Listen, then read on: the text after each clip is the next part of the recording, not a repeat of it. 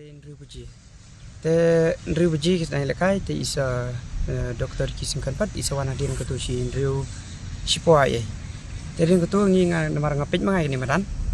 Te insong te Iwan idang keren ni kan yo adi ba yong la slam kempoi mani yong la arbanai sibna steng ing tai sibna steng arbanai ye.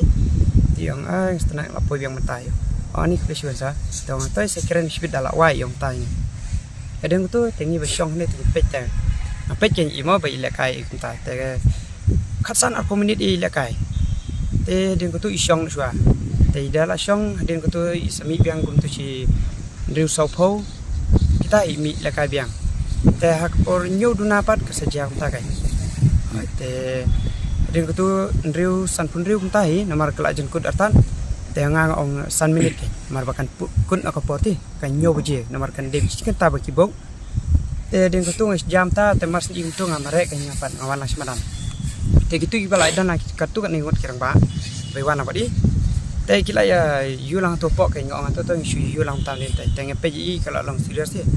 Te namar ngila ya don kirang ba kartu ni mo kirang ba li belak hamtip ya kata ye. Te ngila persangkat bala kan ban yum tu. Te din ketu si nyu biji nyu tam te ngi saya ra ni kan te bakali. Dengan up ambulance ka Winter 8. Yang ay slam dat try tengi ra akali.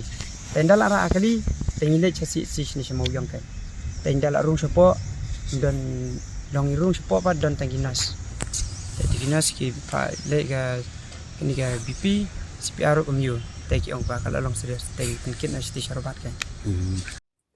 Kajingklat kendit no jong Dr. Ricky Ejesengkon UMP jang Shillong Parliamentary Constituency. Kalapan kendit gejala bat permi gejing keli halor gejing shingan kerukom ay jing syakri kabaide bat kakot kakya ha Megalaya. U Dr. Ricky Sengkon ula kelon ha kamadan football Ratson Arena. Nama gejing slam ka ambulans 108 lapan kediu deka kali shimet sya ka Moyong CHC. Hawapoi ha ka CHC Moyong lalapan ban berdantang kinas bat omdon doktor. Ubala aban ay gejing sumar ke bekerki. Pani kala penlong iki ban pa no sya ke Dr. H. Gordon Roberts Hospital Hajayau ke belong kapor ke belas Lampalat. Katkum ki kendon ka National Health Mission ka CHC kedai bentrikam arpusau kunta bat bandon rekat ki specialist bat ki medical officer. Kajing bamdon doktor ha kapor begerki ke penpau kajing duna ke bekrau wat ki jaka ki bahajan kenong ba. Halor kene kajing ja ke besngusi menteri rang ba ke jelau Konrad Kongkal Sangma ula pensyai bagi sarkar kelashim kiai kena kakam. Bala penmi ikini kisenjam ba katenat kakoi kakia kalale ya kejing toket ban lap ya katenrai jong gijing duna. Ban pendap iki kam ke betali ke sarkar kelatau ya recruitment board ke betamai bantong sanspa sanpongut ki doktor bat laipo hodok laip sanwut ki specialist.